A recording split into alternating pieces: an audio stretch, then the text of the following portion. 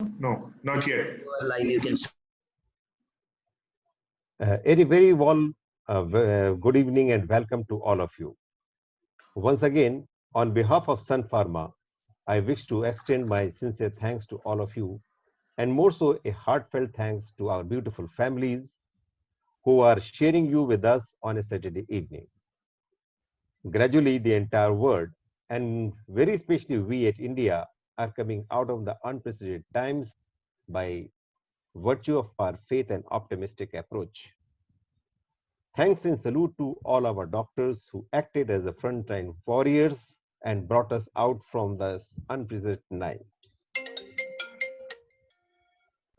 Today, I take this opportunity to kickstart our ENT Classroom Series 1 on Iassa Keynote.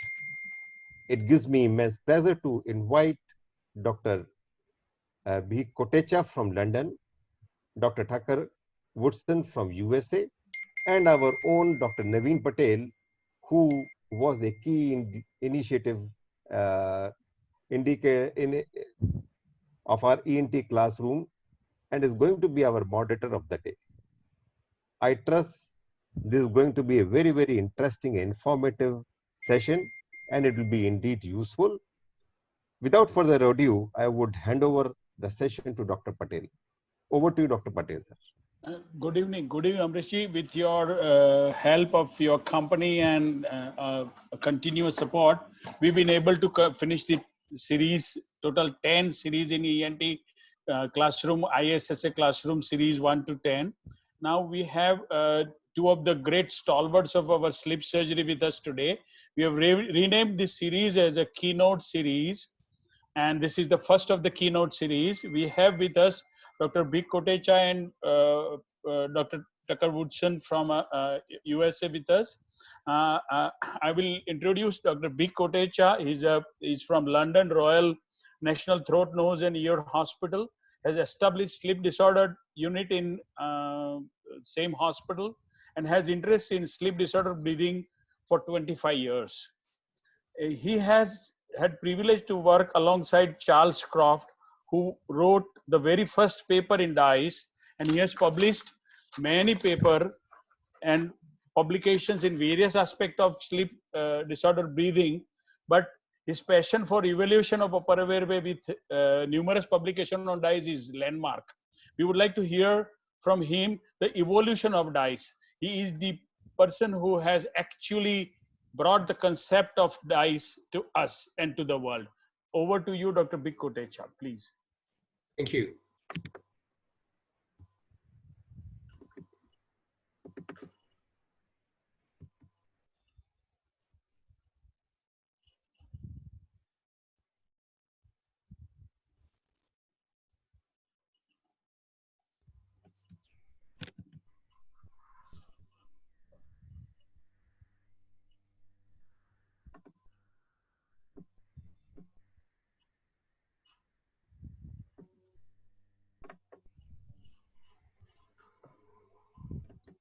Can you hear me? Yes.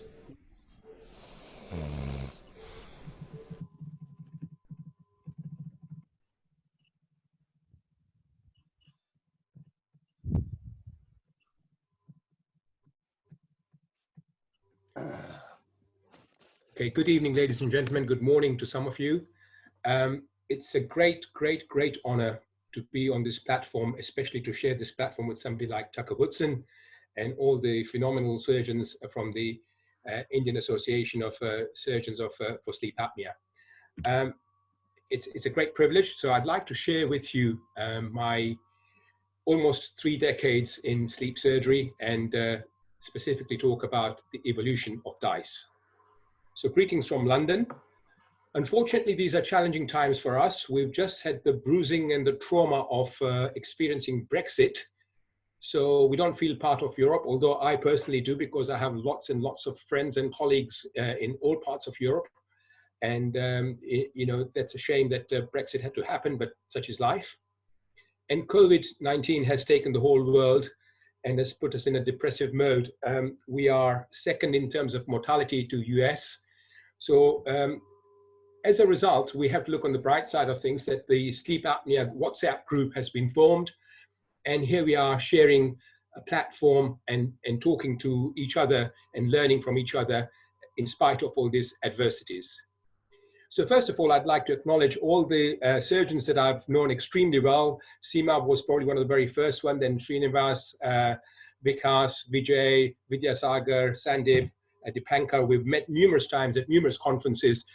And I have very fond memories of our meetings. And in particular, I remember the first meeting I came to was in Mumbai when Dr. Neha Shah invited me to talk. And that was on all aspects of sleep. And more recently in 2017, this is Srinivas doing his presidential talk in New Delhi, where I was invited to do the Professor Mohan Kameswaran oration. And at that stage, I was given the opportunity to talk about the role of ENT surgeons in management of OSA. But today, I'm talking about evaluation, and Tucker will talk about surgery. So in terms of evaluation, evolution, if you look at the Collins Dictionary, you know, its definition is process of gradual change over generations. And as far as DISE is concerned, this is since 1990. So we are actually 30 years on from the first description of drug-induced sedation endoscopy. So it's interesting to look at evolution of evaluation. It's just playing with words, but evaluation is extremely, extremely important in all aspects of surgery, and you know, equally applies to sleep surgery. So with evolution of the DISE, we have to talk about evolution of ENT hospitals. So in London, in King's Cross at the Royal National Throat, Nose and Ear Hospital, this is where Charles Croft was working, and I joined him as a resident in 1990 when he was first about to publish the Croft and Pringle classification of drug-induced sleep endoscopy. However, 2 months ago, this hospital has been closed down, and you're going to have some hotels built there because St. Pancras is very close to it. And here is the new building, which is about 1.5 miles north of where we were originally. So this is in Euston now. So the paper at the top here is fiber optic study of pharyngeal airway during sleep. And this was published in 1978 in Laryngoscope. So before DISE came into being, it was interesting that people had suggested that you could evaluate the upper airway during natural sleep. But this was done in a laboratory. It was inconvenient. A patient had to sleep with an endoscope in position. And I believe Tucker probably had a PhD student at some stage many, many years back, somebody called Mary Morrell, who worked in the laboratory with Tucker and published some data on this as well. And it was this paper and subsequent papers that actually encouraged Mr. Charles Croft, who was a consultant ENT surgeon at the Royal National Throat Nose and Ear Hospital. Can I interrupt you for a minute? Yes, of course. Since you have optimized your screen for a video, your presentation slides are very much blurred. Can you just disable that in the screen, the optimization thing which we did? Okay. I'm sorry, because the viewers are not getting it. What about this slide? Can you not see this? This is okay, but the previous screens were not. You have to exit the share screen and then again you have to share the screen. Yes. Okay. Stop sharing.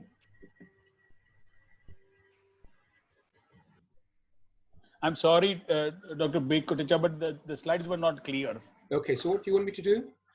Now share your presentation. And this time don't optimize for videos, yes. So how do I stop the optimization? Yeah. Dr. Kotecha, just untick that checkbox. Yes.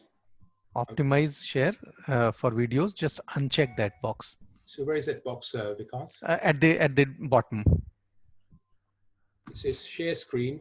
No. Yeah. So when you go to share screen, then you see your the whole screen with your presentation. At the bottom, you will see your two things: sound, laptop sound, as well as optimization. Just uncheck that. Yeah, I've done that. Yeah. So now you can start sharing. Share your screen, sir. Sorry for all the interruption. Sorry, viewers. This is a small thing which the slides were not clear, so I had to really do that. Yes. Please. Yes, sir. So it was the work done on natural sleep that encouraged Charles Croft, because he felt that looking at patients' data for 8 hours was not practical, not cost effective. And that is the reason why he introduced what he first called sleep Nasoendoscopy. That was the original description. Subsequently, we've had DISE. So DISE could stand for drug-induced sleep endoscopy or drug-induced sedation endoscopy.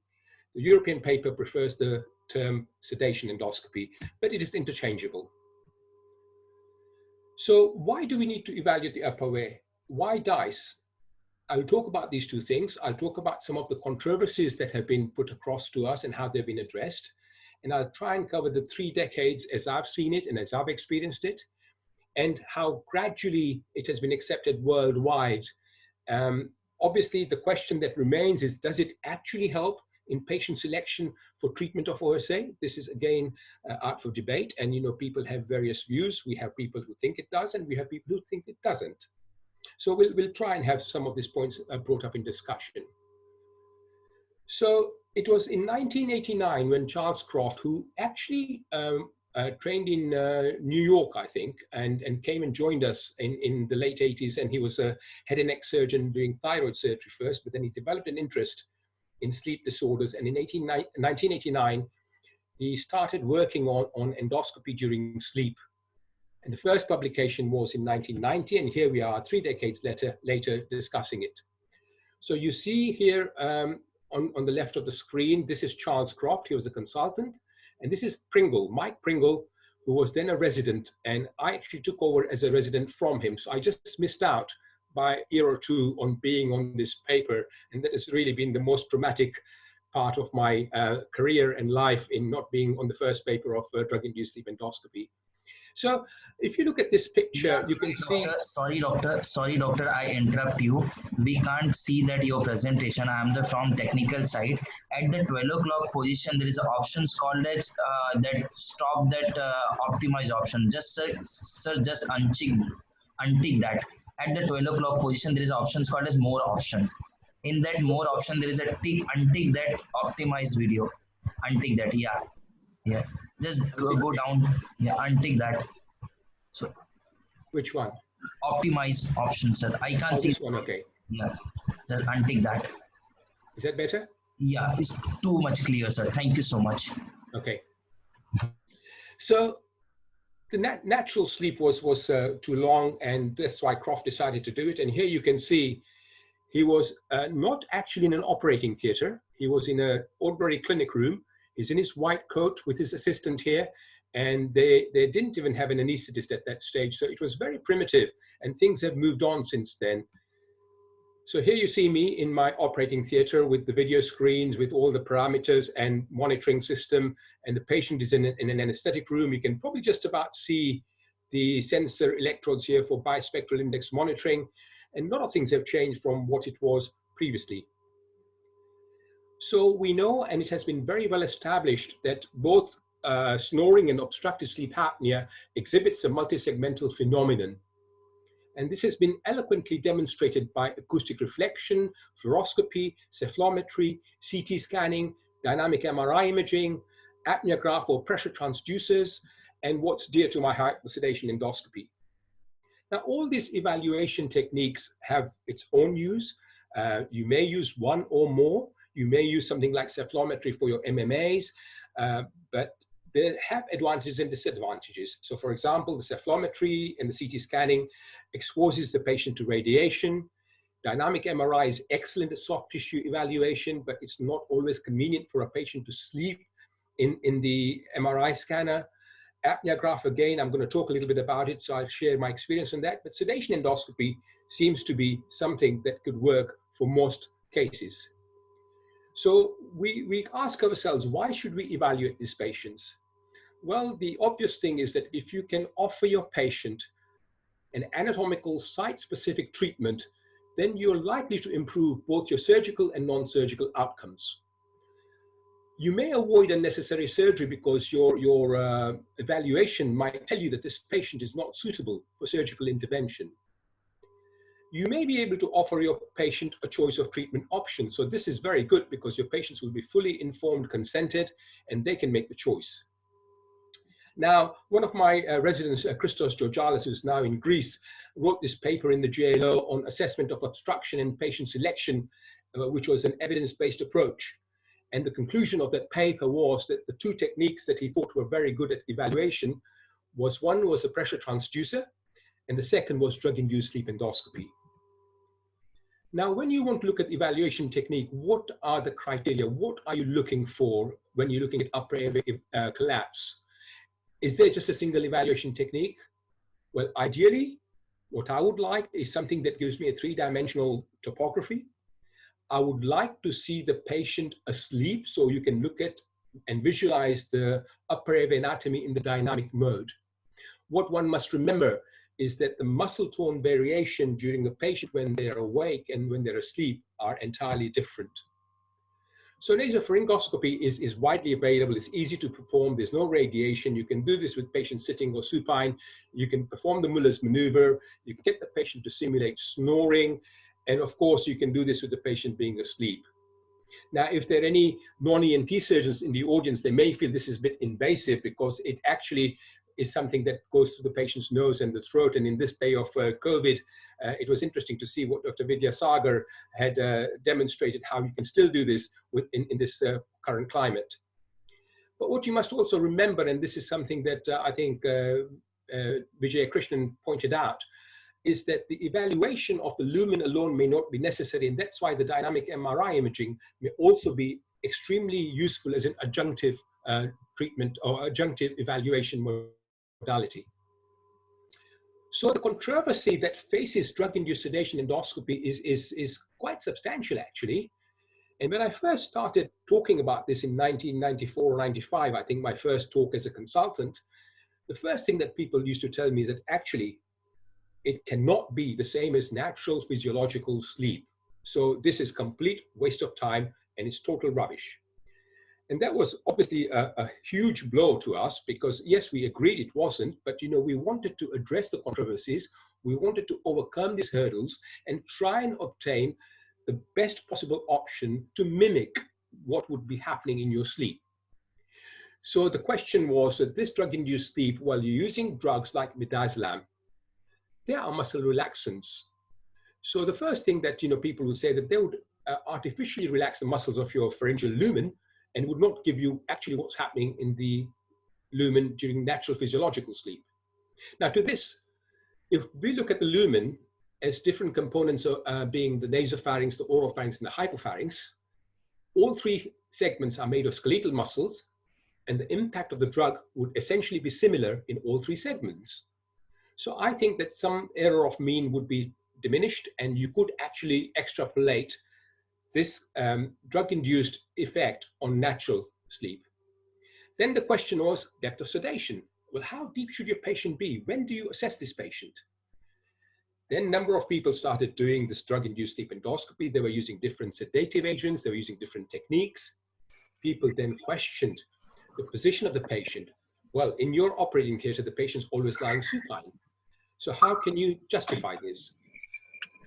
The further questions that were rising were the subjectiveness in assessing and the documentation. And of course, drug-induced sedation endoscopy didn't take 8 hours like the natural sleep did. So this was just a snapshot. And one of the most disturbing things for most people would be that this would add to the cost of managing the patients because it means an extra procedure to be done before they could do the surgery. So I wanted to take you through some landmark contributions in this last 2-3 decades, and Croft and Pringle were the first to classify their grading system. They started their work using just midazolam as a single drug.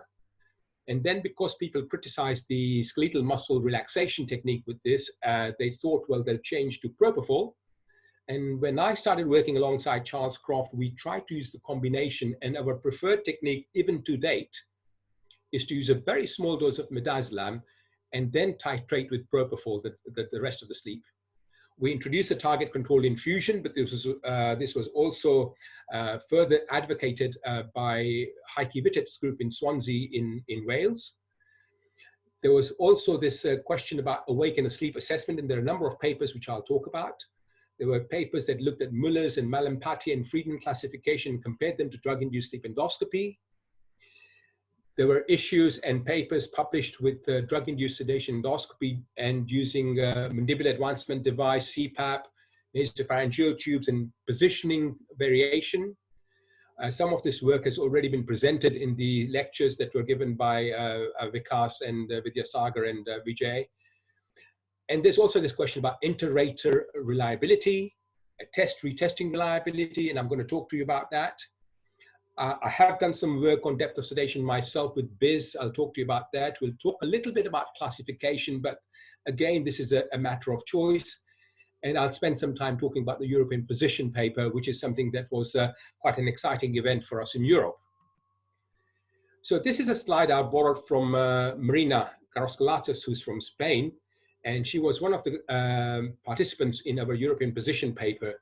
And we were looking at the popularity of DISE.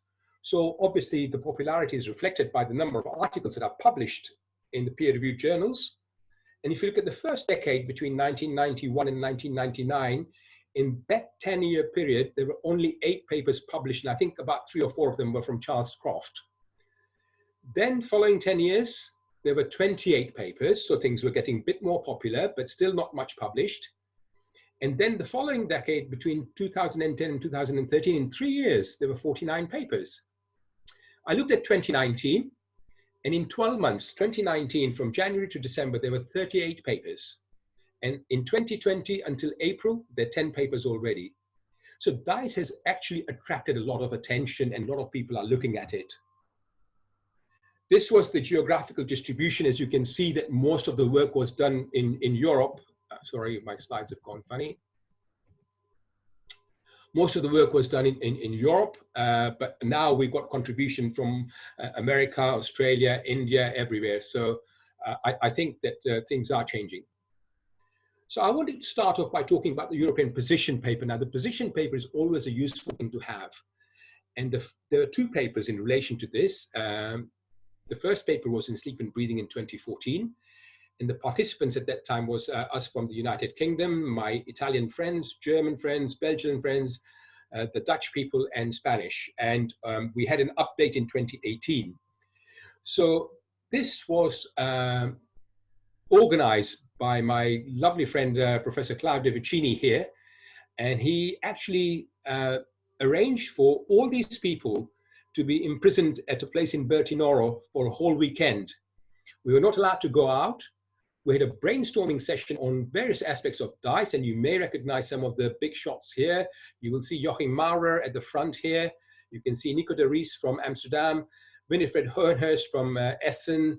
You can see Olivia van der Waken from Antwerp, the Queen of DISE, Marina Carrascolatas, Ricardo Gobi, Evert Harmans from Belgium, and a lot of individuals. Andrea De Vito, he was the first author on this paper. So Andrea De Vito and Marina took the lead in trying to organize all the data and write all the things up, but we all exchanged ideas, bounced ideas of each other, and looking at various aspects of DISE. So we had spoken about the grading system, and we'd spoken about the sedations, and we talked about techniques, and the European position paper, even in the update in 2018, can still not come out with a uniform classification. In terms of classification, I think it doesn't really matter. I think it is what you are accustomed to, provided you document everything properly and provided you look at it. So I still use the Croft-Pringle classification that was introduced in the 1990s, early 1990, and I'll take you through that.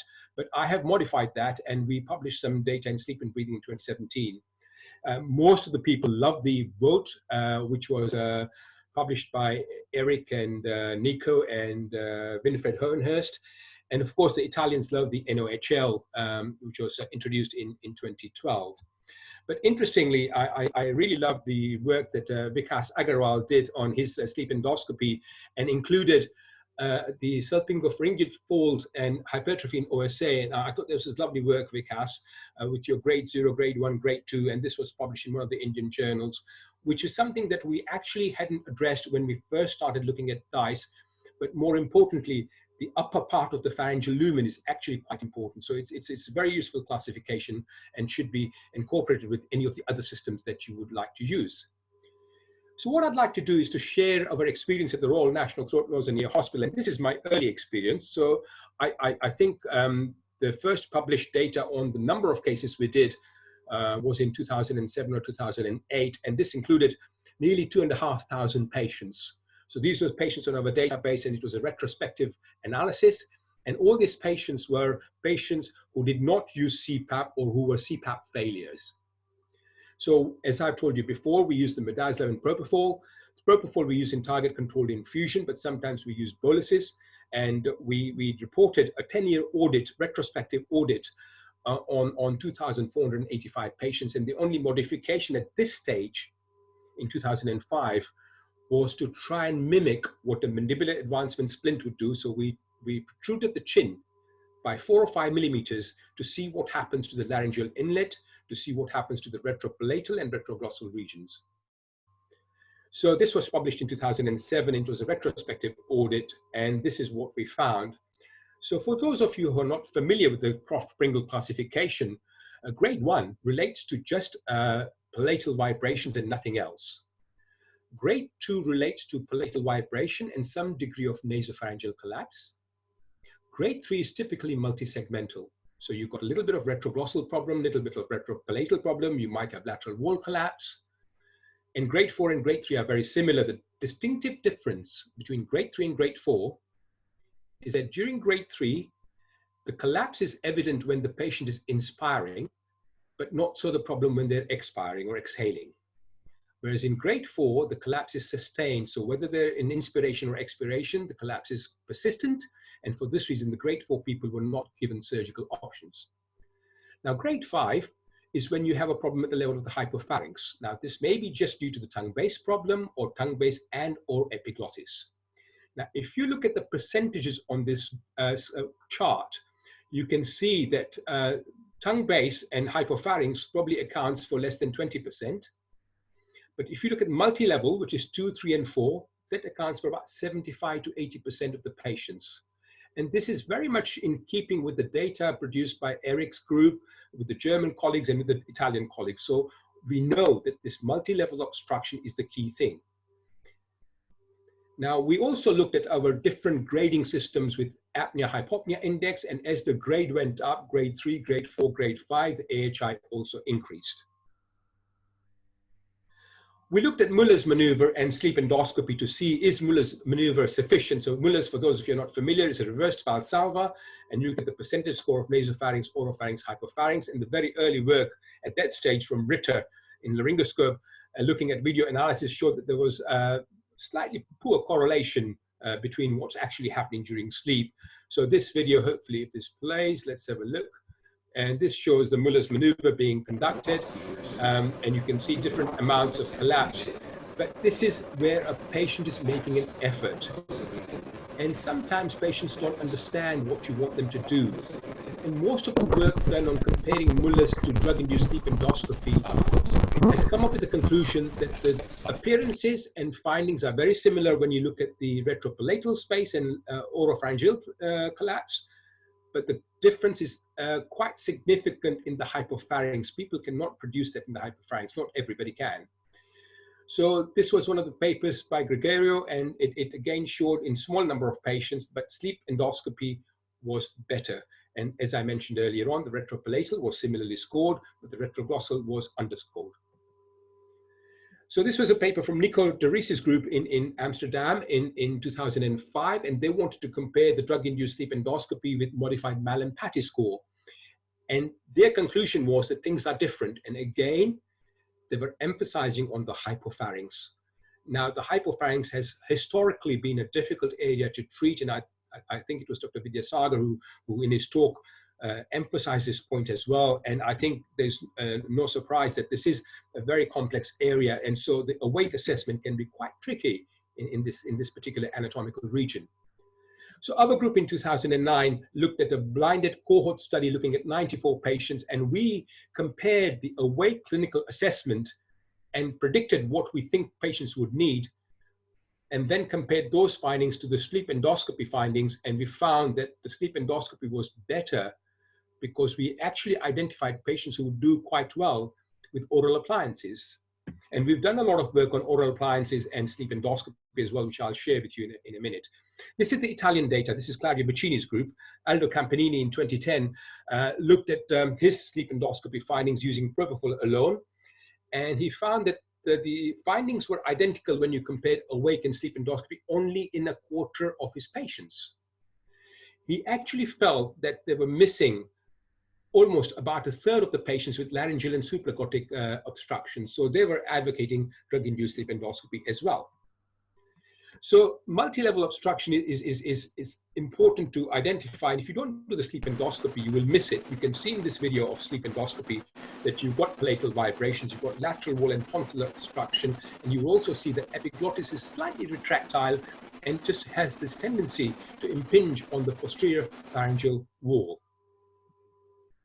Now, I want to move on to some advances, and so let's look at this video. This was a video which was just palatal scoring as well, only palatal vibrations, and you can see the palate vibrating mainly in the AP direction, little tiny bit of lateral wall contribution, but we do this jaw thrust whereby we only lift the mandible up by 4 or 5 millimeters in the S-march maneuver. Don't lift the mandible aggressively like you do for resuscitating patients, just a gentle jaw thrust to mimic what an oral appliance would do. So you see now, look at the pitch will change. There's still a little bit of snoring, but the vibration is not as aggressive as what it was previously. So this brings the idea of the contribution of the palate, and also people were commenting that when you're doing drug-induced sleep endoscopy, you've got the fiber optic scope going through the nasopharynx behind the palate. Does this have an impact on the palatal vibrations at all? So this made us think of looking at something called Elaxo stent. I'm not sure if you're all familiar with this, but this is from a German company. It's a braided mesh, which is an alloy of nickel and titanium. And you can see that this top image here, which shows it's got like a tulip formation. And we use this simultaneously during drug-induced sleep endoscopy to see if you had a patient with just palatal vibration, perhaps something like this, inserted through the nose, would sit in the nasopharynx and stent the palate forward and would help the patient with upper airway obstruction. You can see that there in the second image here is an introducer, and this is the tube that we would take out. So here you see the image of DISE without the Elaxo stent, and the image on your right shows you the vibration caught here, and on the left is the open patent nasopharynx. Here it's closed, but this is without the Elaxo stent. Here we're trying to introduce the Elaxo stent, but it's not opened as yet, and here the mesh is fully opened. So it is very similar to the pictures that were shown by my Indian colleagues with the nasotracheal or nasopharyngeal tube put in to look at the lower part of the upper airway anatomy.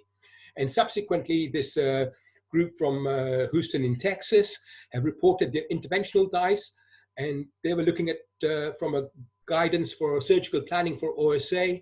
In specific, they were using DISE with and without nasopharyngeal tubes. And in their paper, they looked at 41 patients, and they said that 83% demonstrated multi-level obstruction. But with the nasopharyngeal tube, they felt that 94%, 74%, I beg your pardon, had partial improvement. They felt there was complete resolution in 35%, and they were questioning the role for isolated palatal surgery, which is something that is possible, but your patient should be highly selected if you're just doing palatal surgery alone. And I'm sure Tucker would touch upon this in his talk. So if it isn't palatal, if it's just hypopharynx or tongue-based, then what? So here we have a drug-induced sleep endoscopy just affecting the base of the tongue, and you will see the collapse of the tongue almost impinging on the pharyngeal wall, and the hypopharynx is completely occluding the laryngeal inlet. The nasopharynx and the oropharynx appears relatively patent. So when you do the jaw lift, the snoring improves, and you can then see the larynx quite clearly. It's opened up. You can see the epiglottis has come forward. This is merely with 4 millimeters, 5 millimeter protrusion. So this would tend to imply that a mandibular advancement device or an oral appliance of some form would certainly help. And we realized this in the earlier days, and we published a couple of papers in 2005, and we did studies with and without the oral appliance in situ. Our work was subsequently followed up by the Antwerp group, and Olivia van der Weyken has done numerous papers on oral appliances and drug-induced sleep endoscopy as well, and both in combination too. So our favorite appliance at that stage was a Herbst appliance, and you can see the data here. So this is just a simple lateral neck x-ray with and without the appliance. So you can see on the left that your retropalatal and retroglossal distance is not as good as it is on the right here. You can see that it's opened up with the splint in situ. Similarly, the sleep studies before and after the pre-treatment, the AHI on the left of your screen shows that the AHI was 59. You can see that the sleep fragmentation here in the bottom line on a PSG is immense, and the REM sleep was not so good. But on the right, with the mandibular advancement splint in situ, the AHI dropped to 3. And this was purely due to the fact that the patient was highly selected. So patient had a low BMI, had a specific tongue-based problem only, and that's why these patients do well. And this was due to the fact that the patient was carefully selected, having undergone drug-induced sedation endoscopy. What when CPAP fails? So we published this in the Journal of Thoracic Disease and recommended that our respiratory colleagues, the pulmonologists, should refer their CPAP failures for upper airway evaluation to the ENT department, who may consider performing a drug-induced sedation endoscopy. Now, us as ENT surgeons, we are well trained to evaluate the upper airway, and if there's an obstructive airway that can be corrected, we'll be quite useful at doing this. And by doing so, you may have your patient not requiring CPAP at all, or even if they do require CPAP, it might be at a lower pressure. Now, what I found interesting is that the recent concept of doing DISE with CPAP simultaneously, and I think Vikas again demonstrated a nice little video clip of what happens with different amounts of CPAP pressure, and that was beautifully demonstrated, so I will not repeat that. But what I would like to show you is one of these videos of drug-induced sleep endoscopy of my patient who had just localized epiglottic trapdoor phenomenon. This again was discussed last week, I think, and you can see the epiglottis being sucked in by negative intraluminal pressure. Now, with the patient having CPAP on, and this is happening at the hypopharyngeal level, there's no way CPAP would rectify that.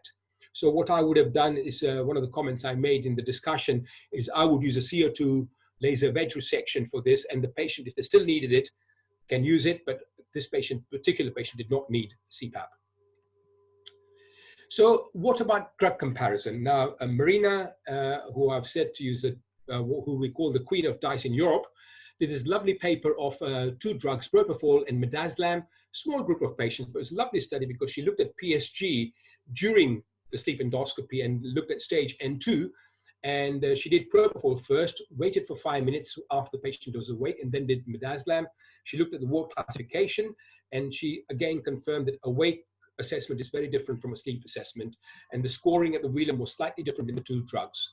Now, it's interesting about drugs because, again, with drugs, one should understand the pharmacodynamics, the pharmacokinetics of what you're using, of how it is affecting the patient, and your anesthetist should have had good knowledge, not just of the drug pharmacodynamics, but also of sleep physiology.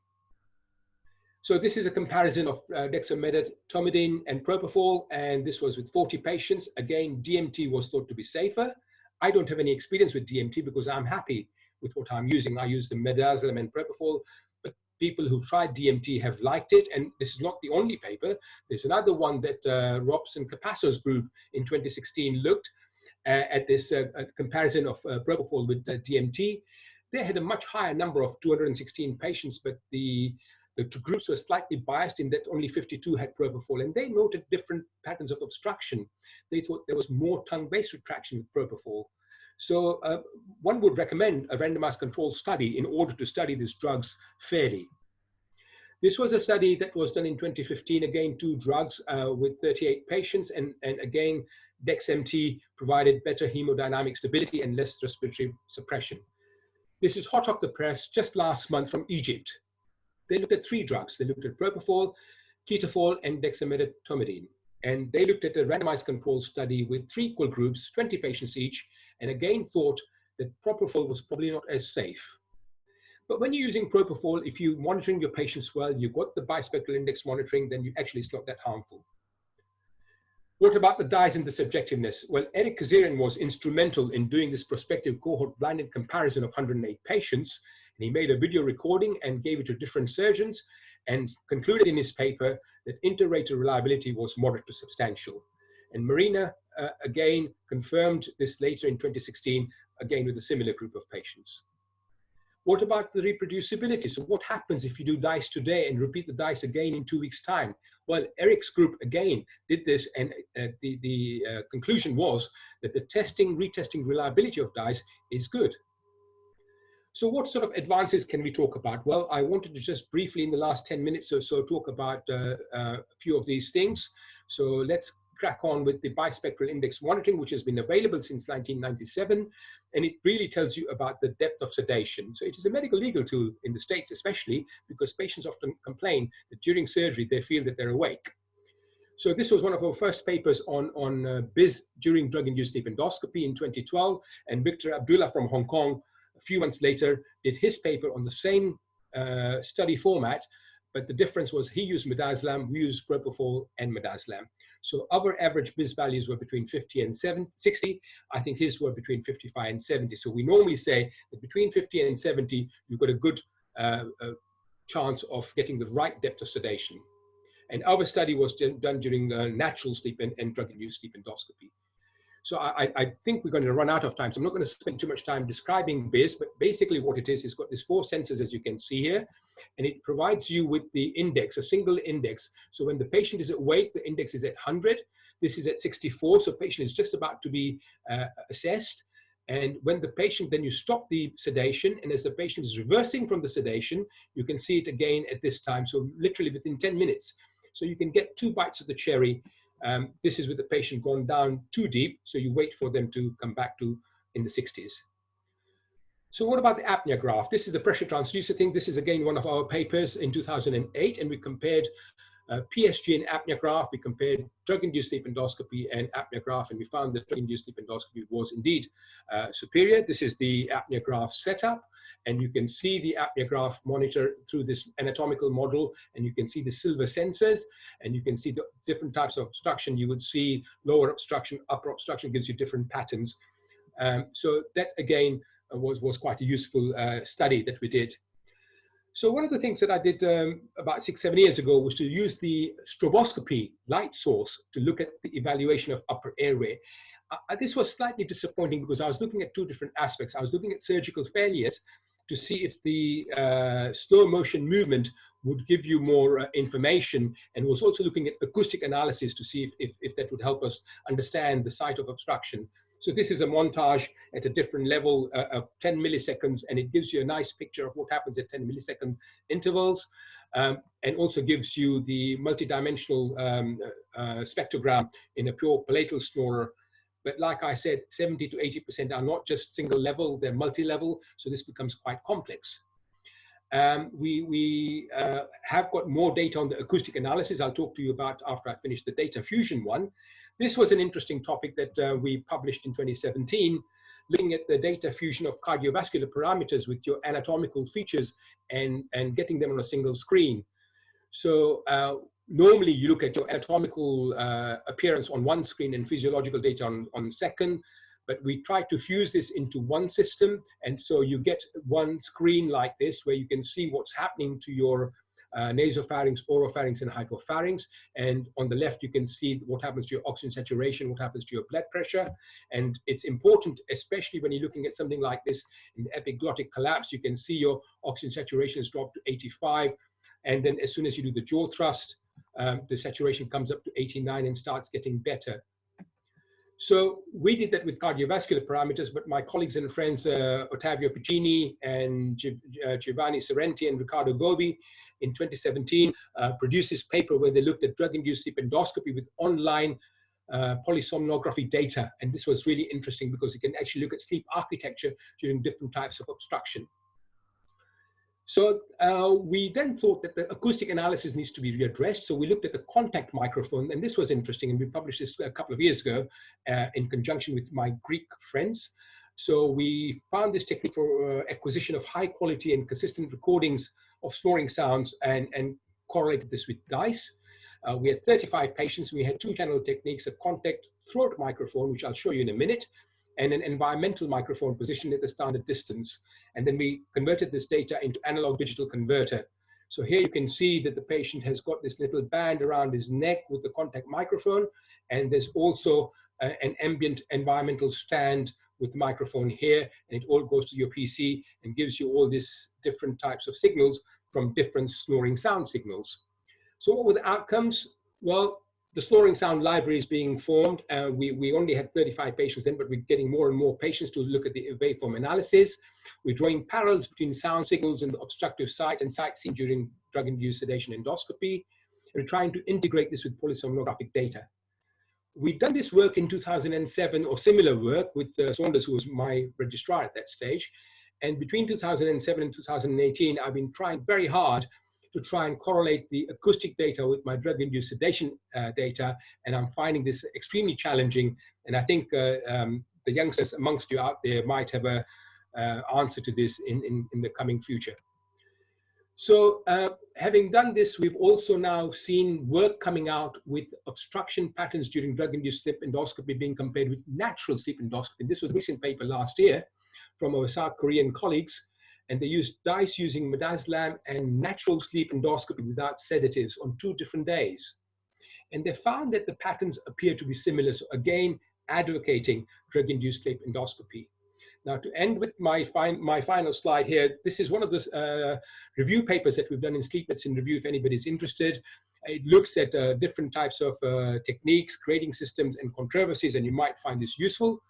And to conclude, ladies and gentlemen, I believe and compassionately want to convey to you that drug-induced sedation endoscopy allows you to ascertain the obstructive levels fairly accurately, the advantage being the visualization in the dynamic mode. It provides location, severity, and prognosis of sleep disordered breathing. It allows better patient selection, I think, and it could result in better outcomes. And just remember that awake in a sleep assessment is different, and natural sleep and drug sleep induced sleep are different, but there are some similarities between segments of the pharynx. You're only assessing the lumens, so the dynamic MRI imaging that has been suggested previously may be useful, and the different techniques and different drugs needs evaluation to come to a uniform technique. But to date, in my opinion, this seems to be the ideal technique as we stand. Thank you very much for your attention. Thank you, Professor Kotecha, for taking us into the journey of evolution of DISE and your experience of 25 years with this DISE, drug-induced sleep endoscopy. We at Indian Association of Surgeons for Sleep Apnea, all of us are very actively practicing the drug-induced sleep endoscopy, and it was for our viewers to hear from you, who is a wonderful experience. I think, Professor Kotecha, we will take the questions when we have lecture from Professor Woodson finished. That's fine, that's fine. I will take, it's a pleasure and privilege for us at Indian Association of Surgeons for Sleep Apnea to welcome Professor Tucker Woodson. He is a nationally and internationally recognized expert in obstructive sleep apnea syndrome. Dr. Woodson is the director of ENT Hospital and Medical College of Wisconsin Sleep Disorders Program. He is active in developing new surgical treatments for treatment of obstructive sleep apnea. Additionally, he has served on sleep disorders, standards of practice, new medical, drug and device, and the National Sleep Medicine Course Committees of American Academy of Otolaryngology and Head and Neck Surgery, and American Academy of Sleep Medicine. Dr. Woodson serves as an advisor for American Sleep Apnea Association, ResMed, which is world leader in respiratory equipment for sleep apnea and professional football. We welcome you, sir. It is really a pleasure for us to have you all, for our viewers and for us. Over to you, Professor Woodson. Good. You hear me okay? Thanks, Vic. That was a great talk. I always learn a lot and get a lot of ideas and how to proceed with this. So we'll see how this goes. I'm gonna, I could go different ways with the evolution of sleep apnea surgery over the decades. So Vic and I are both, we started many years ago, so we've seen a lot of the evolution firsthand. But I thought I'd go at a little bit different tack, and we'll see how that works. So I have a few disclosures, none that really relate too much with this. A little bit with Inspire. I'm developing new products with all these other companies, some good, some maybe not so good. You know, one of my people that had a big influence on my career over the years was Sam Robinson in Australia, who passed away several years ago. But he was kind of, you know, he was pretty much a hard-nosed surgeon, you know, really wanting us to guide our surgery with data, and really helped a lot in that way. But you know, I gave a lecture that's named for Sam several years ago in Australia, and kind of addressed these kind of two fundamental elements to successful upper airway surgery. Is that number one, it has to be acceptable to patients, and it needs to work. We have treatments that work, such as tracheotomy. Few would argue that tracheotomy, but it's obviously not an acceptable procedure. So you really need those two things to go forward in surgery. Well, what about success? Well, when we look at the success of much of what we do, this is actually a relatively old meta-analysis, sort of systematic review of surgeries from the American Academy of Sleep Medicine. And it shows that, you know, maxillofacial surgery has fairly good success. UPVP, depending how you do the, you know, procedures, and depending how you define success, it's significantly less. Some would argue that it's lower than 40%. Some would obviously argue that it's higher. But the 40% kind of comes from the what we call the Scher criteria, or articles years ago. And then we all believe that multi-level surgery is better than UPVP alone for many patients. Probably the exact level depends on the type of surgery you're doing and the nature of the patients you're seeing, but, you know, better than UPVP. And now we have cranial nerve implants, and that's kind of advocated at 70%, let's say, success. But again, that's really, really a skewed group. I mean, we're not implanting everybody. It's a very select group that's being implanted. And as I'll get to maybe later, how they're assessed is also highly variable. But you know, we'll just say that's a number that's, you know, better than 50% and less than 100%. But the point is that, you know, what we do is quite variable, and it's quite a heterogeneous outcome that we get from our patients. And unfortunately, the other half of it is from the acceptance side. And this is data we've seen over a very long period of time. And that is that, you know, complications, especially of soft tissue ENT surgeries, you know, is relatively high. You know, years ago, when I first started, the complications were really referred to as, like, you know, acute in-hospital complication, death, a need for tracheotomy, bad airway emergencies. Those sorts of complications are actually fairly rare. They're not unheard of, but fairly rare. But when we look at, you know, what are important complications to patients, things like change in taste, particularly things like foreign body sensation of mucus dysfunction, changes in voice, you know, maybe some changes in other swallowing, you know, those get to be actually quite common, and actually can be quite persistent. I remember actually years ago when Mike Friedman talked about Z-plasty, pharyngoplasty, which, you know, seemed to actually have a better success rate than some of the other techniques we were doing at the time. And I remember, you know, we'd have patients that would come in at 1 month after the surgery, and they'd have, you know, terrible pain, but they were happy that their snoring was better, and that their apnea would be better. And they'd come back then 6 months later, and they'd have all these side effects, and they'd still be happy at that point because their snoring was better and maybe their sleep was better. But when they came back, let's say at 1 year with the same side effects, well, geez, the improvement in their sleep and snoring seemed to be less important than the side effects. And when they came back with 2 years with those sorts of side effects, well, then the coin had flipped. You know, they were actually not real happy. And so sometimes the complications we see aren't measured in a 6-week study or an 8-week study. You need to look at these people for years. And over my career, you know, many of these complications have been a real detriment to the development of the field. And patients share those. They get online, they tell their neighbors, you know, that they, you know, had this surgery, and we may have seen the patient at, like, say, 3 or 6 months when they were quite happy, but 5 or 10 years later, they're not always so happy, especially if they have to go back on CPAP or other treatments. So complications are critically important. And so years ago, I started describing this one of the committees I was on actually for the Academy of Sleep Medicine, we kind of started using this what's called grading classification, and it's what we as surgeons and physicians do every day on every patient, every decision we make for our patients. We actually take and we look at the risk of benefit and the risk of harm to make our decisions. And actually, the third arm of this is we look at the risk of cost. So we kind of try to integrate those for each patient.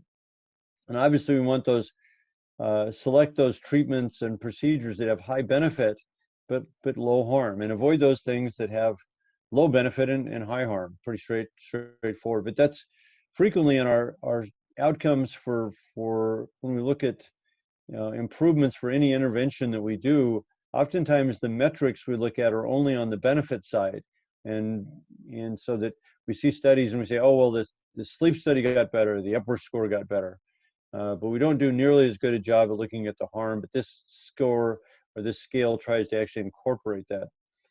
And what we're challenged with in sleep surgery is that many of the therapies that we address, especially nasal CPAP, can has relatively high benefit for many patients with very low harm. And those therapies that we have very high benefit for us right now, and I'll just throw in here trach and maximum mandibular advancement, they have high benefit, but also either perceived high harm or high cost, or really actually high harm and cost. I think mandibular advancement devices, although they're many times short-term advocated with low harm, I think as the data is going on, especially after, you look at 5 or 10 years, although it's dentally related issues, but we see ongoing progressive malocclusions and issues with the oral devices over time. And that's something we have to be wary of. And that's the challenge, so that when we look at something, let's say a UPVP sort of operation where, one can argue, how much benefit it has. Like I say, it's in the intermediate range. But I don't think few would, argue that it isn't also in at least the intermediate to higher range on the harm side. So if we look at the one arrow that's within the box, the two different directions we can actually take a UPVP, in this little box is, well, we can become more aggressive. We can actually do more radical UPVP sort of surgery, or we can add things like TORS types of surgeries onto this, which may improve the benefit. But unfortunately, as long as we're still in the high harm area, we're not going to have something that's acceptable to patients. So if we go back to that first slide that I had, we're not actually improving our treatment when we look at it from a goal perspective. All right, we may be actually improving our success percentage rates, but we're actually not improving our clinical outcomes, because our patients aren't going to have the surgery. They're not going to come in to have a high harm surgery. So so one can say tracheotomy has 100% benefit, but if only one patient in 1,000 gets it, it's really not helping public health very much. We're not actually accomplishing much. So I actually say that a lot of the goals of our surgeries then have to actually do things to reduce harm. We have to find less morbid ways to do the same thing. We have to actually find better surgeries. But yes, we want things to be absolutely more effective. But if we can't create that effectiveness while at the same time increasing the harm. We have to actually reduce the harm first, and then try to get things, I think, to be more beneficial. And that's become more of my mantra over the years. This is the traditional surgical approaches. In a sense, if we kind of imagine that what we have in the facial skeleton on the left there, we actually have a box, what we call the skeletal enclosure. And that's the skull base on top. We have the kind of cervical spine and retropharyngeal airway posteriorly. Anteriorly, obviously, the boundaries of the skeleton anteriorly. And then inferiorly is really the mylohyoid muscle and the floor of the mouth. And so it creates a box. And within this box, there's several elements. There's some bone, there's some soft tissue, and there's airspace. And the goal here is to open up the airspace, to improve the airflow. And one can argue about, do we want airway size and collapsibility, but that's not really the concern here. But the point is that we want to, make that bigger and more stable. And there's different ways to do that. We can either, expand the box, which is a skeletal approach. all right? Or we can reduce the tissue within the box to excise things, take out tonsils, or one can actually rearrange the soft tissues, which is a lot of what we do with many of the surgeries that we do, is to actually manipulate them in some way to rearrange and improve the space within the box. And the problem with many of these is that, again, that they just have the morbidity of intervention on these tissues, which are quite susceptible to that. I mean, they're involved with many functions in the upper airway, speech and swallowing and taste. It's a difficult area to operate on. The first operations that were done were you know, the UPVP operation, which is actually really initially described by Ikematsu, which I'll just talk in a second. I'll show a picture of a few people.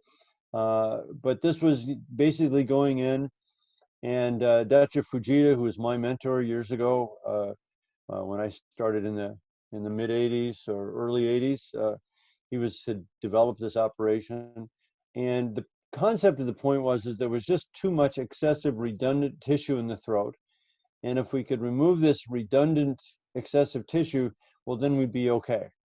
And he developed the UPVP. Other people developed similar excisional procedures. Blair Simmons was at Stanford University years ago. He had a technique that he used where he basically just got in there and just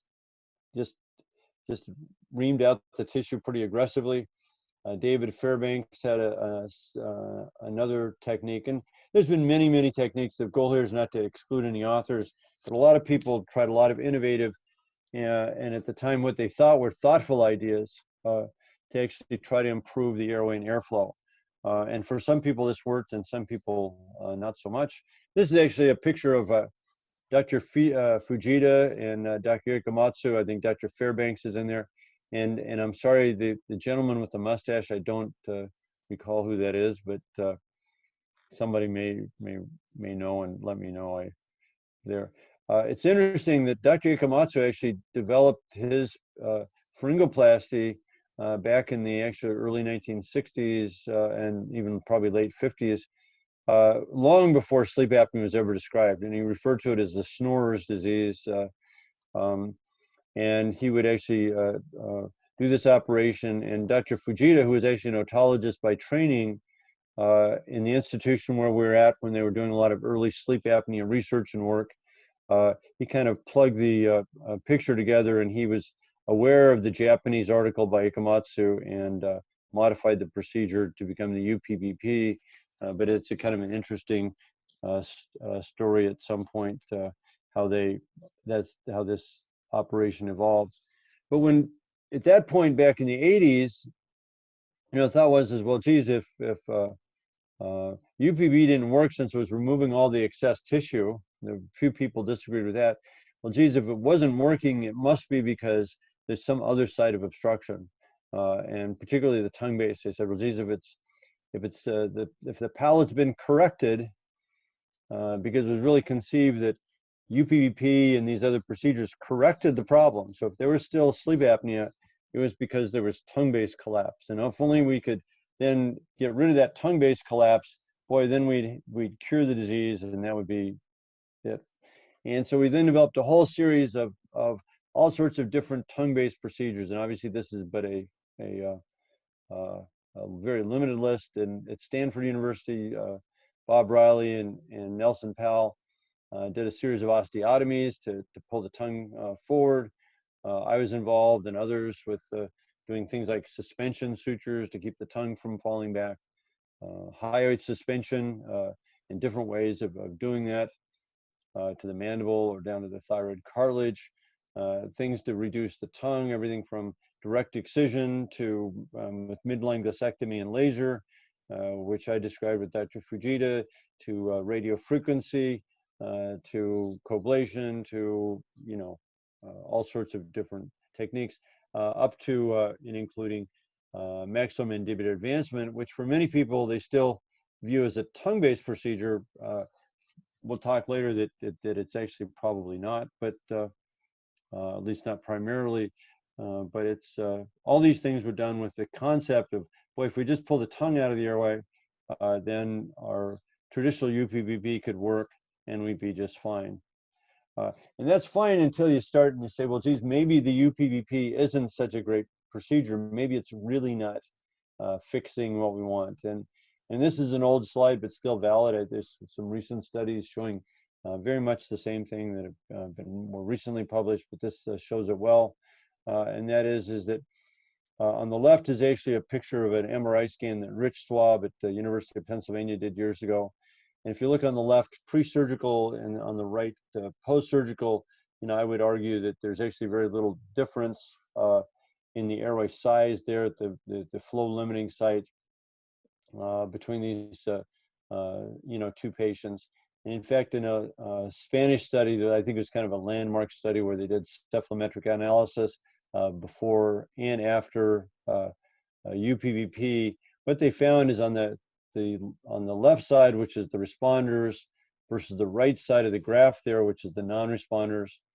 And if you looked at the distance from the hard palate on the x-axis, and then on the y-axis of the change, you can see the difference between the responders and the non-responders is not something to do with the tongue base, which would be in the 30 or 40 millimeter distance from the hard palate range.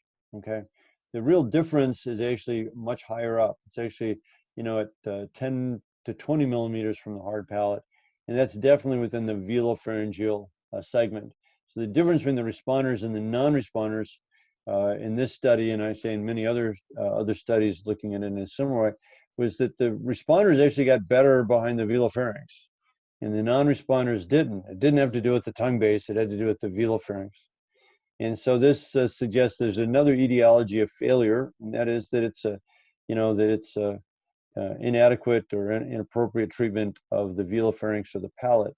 So it says that failure is not just from the tongue base falling back, that UPVP as an excisional procedure, just removing this redundant tissue, is in fact the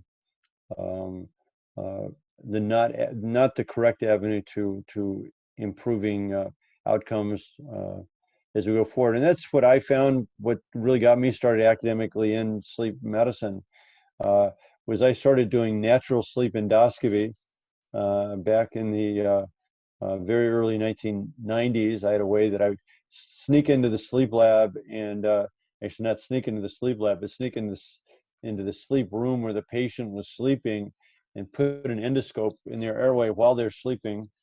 And we would study them overnight. Fortunately, I was very young and I could stay up all night and still go to work the next day and sort of function. But after doing 30 to 50 patients that way, I'd lost enough sleep and I stopped doing it. But one of the key things that I found was that this idea of persistent tongue-based obstruction wasn't the case, that many of these patients weren't failing at tongue-based collapse, but they were still obstructing at the palate. And we published that many years ago. And in fact, what we found is that although when we do our palatal surgery, we frequently, because just the nature of things, we're viewing, kind of the oropharynx, and we do our surgery and we look in the oropharynx, and after we do whatever surgery we're doing, we say, geez, this looks so much better. We've taken out the tonsils, maybe I say we removed some of this other redundant tissue, we've done whatever techniques, and it looks very good. But the problem is we're not seeing the area of failure. The area of failure is actually in the area proximal to our resected soft palate, in the retropalatal airspace.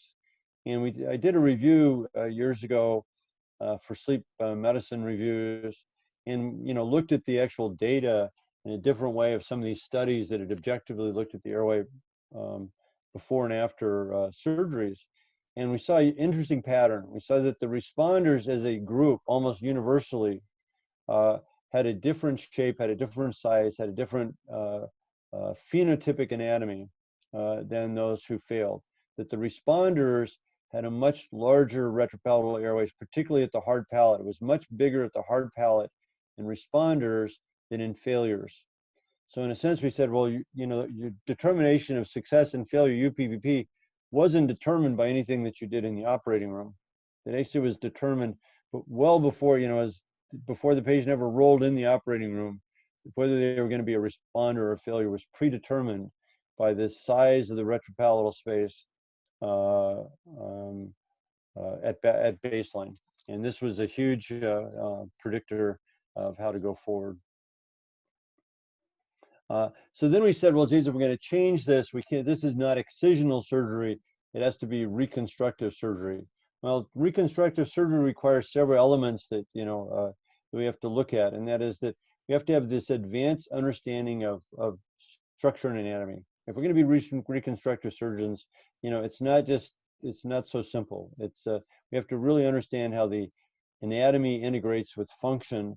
And that's something that we're really still learning and evolving, and it's exciting to see the work that, Bic and other people are doing with the dynamic assessment of the airway. But what we really have to do is still this enigma of how to tie the dynamic things that we see with DISE into how that integrates with our reconstructive procedures. That's the bridge that needs to be crossed, is to understand how these can be integrated together, how our techniques can change the structure and the anatomy to change and correct the dynamic abnormalities that we see during DISE and other evaluations, right? And this is just a little bit of a review of some of the anatomy predictors, that were looked at. This is a systematic review. And really, there's only two things that predicts to date.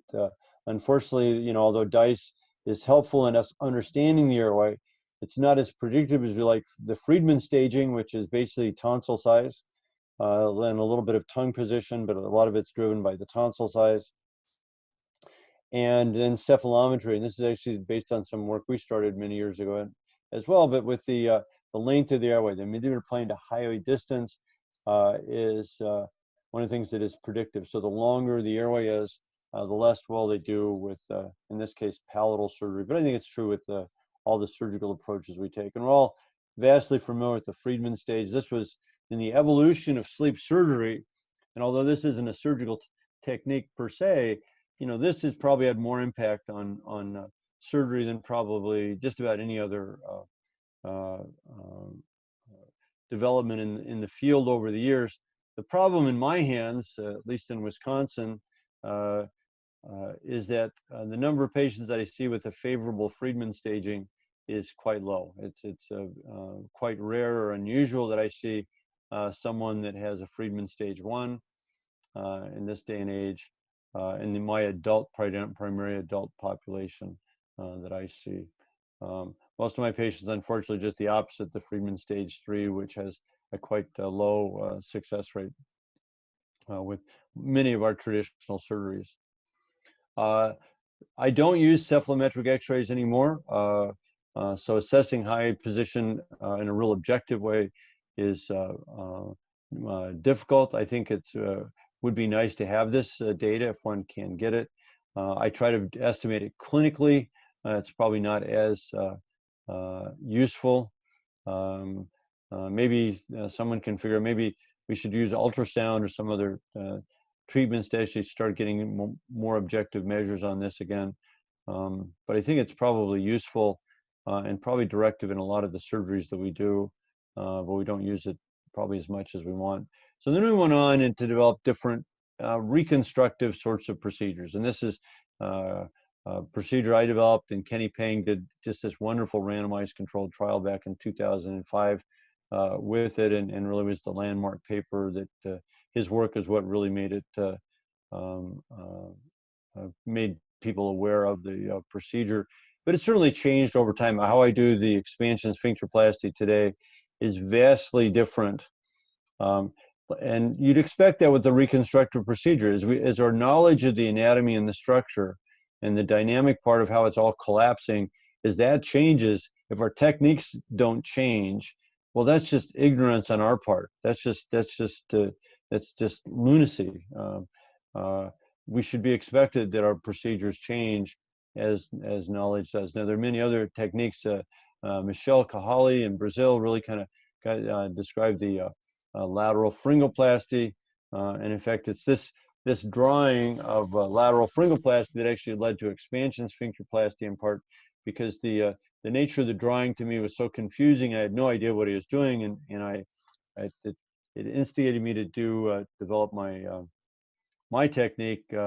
But his is really one based more on the constrictor muscle, but it can be quite successful as time has gone on. The Australian group has developed this wonderful technique that's extremely easy to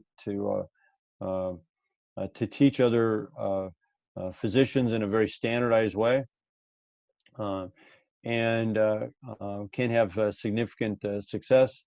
And it's fairly quick and judicious approach. There are reasons I like it and reasons that I don't, but it's can be a very good procedure as well. We developed other procedures deal with different anatomy. For example, palatal advancement pharyngoplasty. It's not done so much now. I'm not doing it as much as I did once, but it can be very appropriate for the right group of patients. But the issue in part is that, going back to the development of surgery, is that how we've evaluated all these techniques, and that be it with palatal surgery or tongue-based surgery, whatever we're doing, we've tended to evaluate our surgeries based on sleep study outcomes, or maybe sleepiness outcomes, or quality of life outcomes, or even now we're seeing changes in blood pressure. I mean, it's great to have all these clinical outcomes, but when it gets to us as surgeons, and actually these don't really tell us as reconstructive surgeons anything about how our surgery interacts with the dynamics of the upper airway. So if we want to change our techniques, getting a sleep study result really doesn't tell us anything at all. It just doesn't. Neither does sleepiness or quality of life or blood pressure. Okay, none of those help us, guide us as reconstructive surgeons of how to change our technique, which seems to be the problem. If we're going to be as surgeons, we want to improve our outcomes, we have to improve our techniques. But then we have to have methods directed towards how to specifically change our techniques, because few would argue that our techniques are adequate. That our techniques are better now than they were 10 or 20 or 30 years ago, but they're certainly not where we want them to be. And so we really have to do that. We have to, better understand the nature of collapse and the methods to correct them. And there's kind of two different ways that we can go about it. One is to better understand how structure and phenotypes interact with the dynamics of collapse. But increasingly, we're also seeing where we're integrating our better understanding of physiology and endotypes into collapse. That the thought here is that if we can actually either identify subgroups of patients where the physiology is possibly more stable or less important, that those patients might be more amenable to a structural intervention. Or for me, what's even more exciting is the idea is that our goal as surgeons to improve the structure and lessen collapse by altering the phenotypic structure of the airway, but then being able to possibly add on physiologic treatments in addition. So for some patients, structure alone may be the adequate treatment, but for other patients where structural interventions alone aren't enough, then we add some physiologic treatments on in addition, and they could be many different directions on them. In fact, we do it as it is right now. Many of our patients, if they fail surgery, we may add other interventions on it. We may change, have them use neck pillows to change, neck posture, or elevate the head of bed, or do a number of other non-surgical interventions to add to our treatments to actually create a favorable clinical outcome. But I think in the future, there'll also be pharmacological interventions that may be quite important, and we'll find a combination of those. And then the other strategy is actually just develop new technologies, and one of those strategies is cranial nerve implant, which I'll talk about in a few minutes as well. And then physiologic compensation pathways, are there are multiple ones. There's respiratory drive based on CO2 and loop gain. There's sleep-wake neurons, particularly serotonergic neurons in the brainstem that people have worked on for years to try to modulate and improve muscle tone in the airway.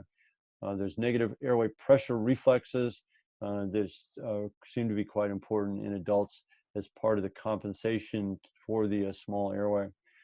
These all do actually feed into one final common pathway, and that's the nerves that go to the upper airway, one of those being the hypoglossal nerve. Goes to the genioglossus muscle, which is the basis of the cranial nerve implant we're currently using in the US right now, which is the Inspire implant. And there's several others being developed as well for that. But the idea here is that I think as surgeons, we have to go back to say, well, what is it that we're really trying to do? We're not a rhinoplasty surgeon. We're not actually looking just to have the airway look better. We're actually really more important is we want it to function better. And what is the function that we're looking at? Well, it's like I say, it's not an anatomic issue. It's a physiologic one. What we want as a sleep surgeon is something called sustainable ventilation. All right, and actually, sustainable ventilation is a quite it's an objective measure. It's not something that's subjective. We can actually measure sustainable ventilation.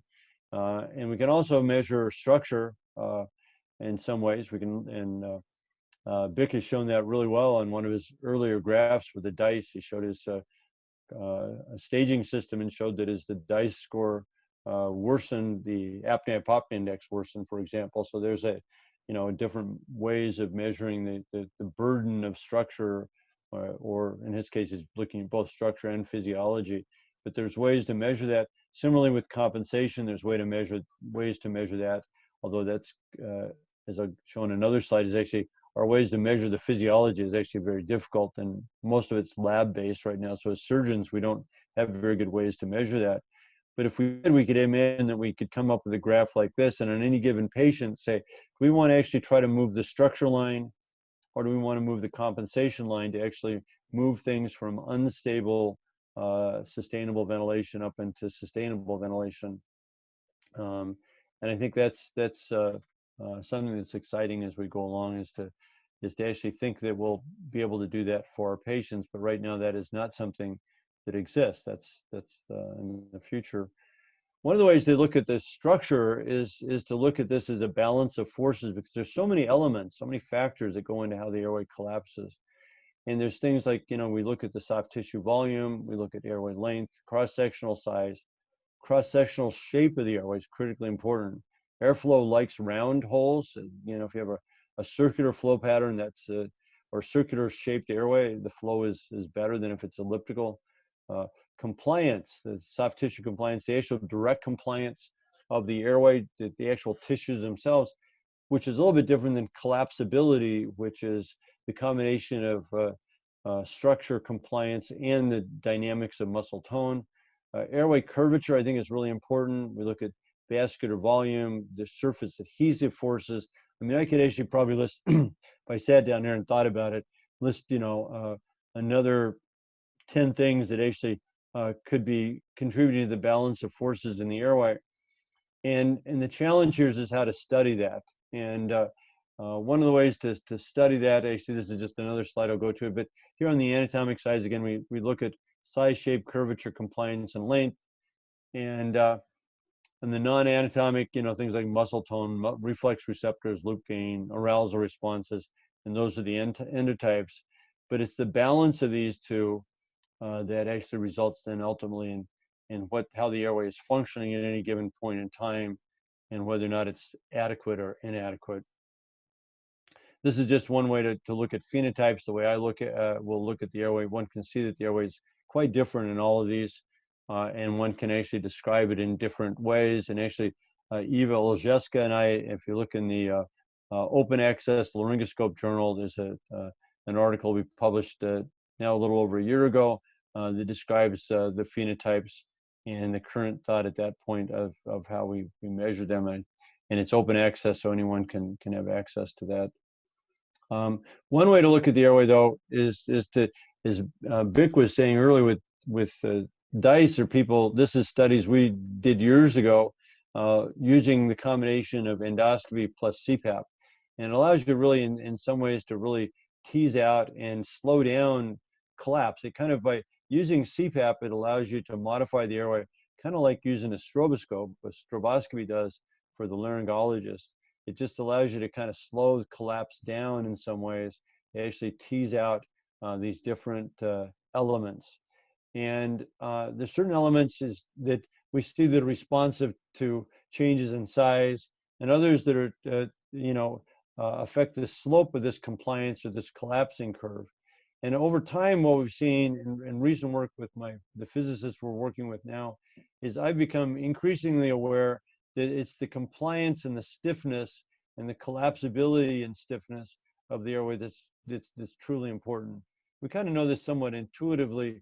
We know that if we like breathe aggressively through our nose, where you have the nasal valve collapse, that if that nasal valve is actually stable and stiff, we can have quite a small nasal airway and breathe adequately. We may not breathe comfortably.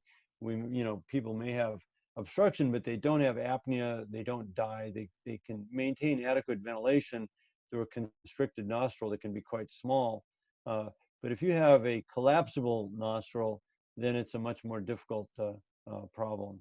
So the compliance, I think, is really critical, but there are other factors, the shape and the curvature there are critical, but it's kind of dividing these out in different patients that we're going to change them with our surgeries that's critical as we go forward. And I think just is my final point on the soft tissue surgeries, which I'm not going to go with specific techniques, but more the concepts, is that we, I think, really have to develop techniques to do a better job of stiffening, particularly the lateral wall of the airway. We've seen that that's very important in all the dynamic studies that we've done over time. And some of the challenges is stabilizing this dynamic airway over the whole length of the airway. As I mentioned, the mandibular plane to hyoid distance is really critically important. The airway length is really important. And unfortunately, many of the procedures we do are actually, they're vertically limited. We sometimes do a great job, I think, of enlarging the cross-sectional airway size in a given area by some of the procedures we do, but they fail because they're not addressing the length issues. They're not dealing with the longitudinal aspects of the airway. And I think that's one of the challenges that we need to deal with, and for the younger people in the audience to kind of focus on is ways to address that. When we look at cranial nerve implant, this is Inspire, which is available obviously in the US and some places in Europe. It may slowly increase around the world, but I think it's more exciting as being a first step in this whole concept of neuromodulation. And I think there's going to be many ways to do this as time goes on. I don't think Inspire will be the only one. Right now it is. I'll describe what we're seeing with it right now, with really the hope and the idea that really we're going to see other iterations and advancements with this therapy over time. They're going to really make it much more applicable to a lot of the patients that we're seeing as we go forward. But one of the critical things about it is that to understand that by stimulating the tongue muscle, that it's actually not the tongue that we're treating. Although when you do stimulate here, it's showing both retrolingual and retropalatal changes with different levels of stimulation, going from no stimulation to when the patient first feels it, to when you start seeing some movement, to seeing a higher level. And then actually if you turn it up to where the patient really is having some discomfort, you can see that as you go progressively up on these levels of stimulation or amplitude, as you put more voltage into the nerve, well, the airway behind the tongue gets bigger, and that'd be expected when you stimulate the hypoglossal nerve. But the critical thing is you also see an effect on the palate. And if hypoglossal nerve stimulation does not affect the palate, it basically doesn't work. There are some probably rare exceptions to that, but it basically is really, although it is moving the tongue as well, it is really a palatal procedure. And I think a lot of people don't always understand that. And the trick in selecting patients is to identify those patients that when you stimulate the tongue and move it forward, will the palate move favorably as well. So there's a lot of data for this. The data for the Inspire is a STAR trial that I was involved in. There's some German studies. There's also an ADHERE registry, which I'll talk a little bit about, but not necessarily in as favorable a way as others would. And then multiple other case series. To say the least, and this is kind of redundant data for many of you, is that when you take a group of people in the STAR trial that on average had basically borderline severe sleep apnea, with the placement of the cranial nerve implant, and then when they were assessed at multiple time points as time went on, that the index went down. Didn't go to zero on average, and this is actually median data, not mean data. So it's always a challenge to look at different data sets. The mean data, the numbers are higher. I'm sure if when we looked at this data and published it, there was considerable debate which one to use. But the median data was used because the numbers were lower. That's why it was, at the end of the day, yes, you can argue that it's a non-normal distribution and other statistical things, but I'm sure if for some reason the mean data had been lower than the median data, we would have used the mean data. But this is a little bit lower. But still, the point is that we went from severe disease to mild disease. Also, these graphs failed to also show an important point is that there was a lot of variability within the population. This wasn't always the same individual. That some individual might have been a responder on study at 12 months and a non-responder at 18 months. But in general, there were certain patterns that we saw. But we did see a change in both the AHI and oxygen saturation indexes, which were the primary outcomes for the therapy. And it was seen at 12 months and at 3 years and at 5 years, although the numbers did go down a little bit at 5 years. Similarly, we've seen marked improvements in actually normalization of quality of life measures and of Epworth Sleepiness Score. And that's unique of therapies. Actually, a lot of CPAP studies see improvement in population quality of life and sleepiness measures, but the Inspire was somewhat unique in actually normalizing the population. So if individuals of CPAP will normalize, but populations not so much. But with this, we did, and that was noticeable. Of a great deal of importance to the patients and their bed partners was reduction in snoring.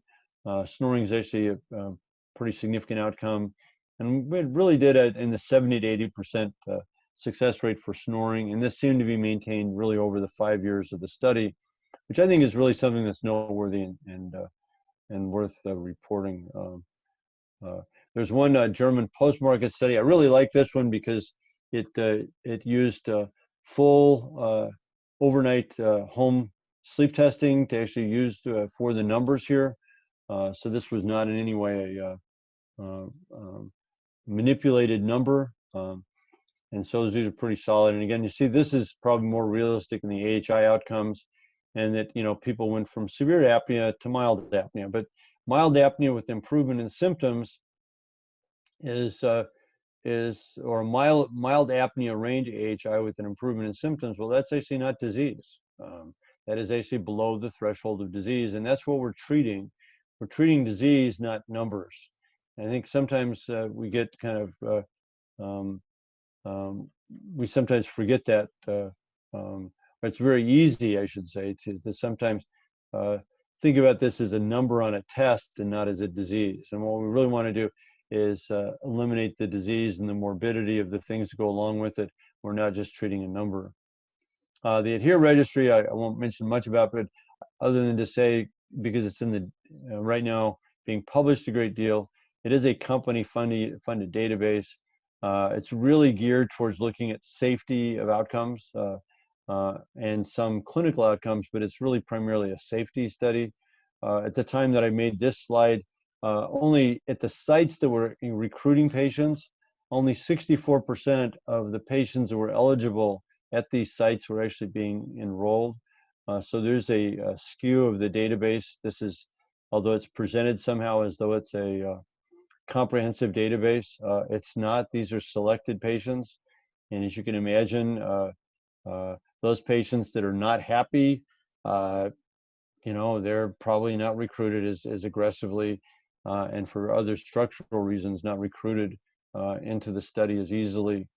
I know in my practice, it's much harder to recruit the non-responders or the failures than it is to recruit the successes. The successes, people are successful. They want to, you know, they are motivated to come in at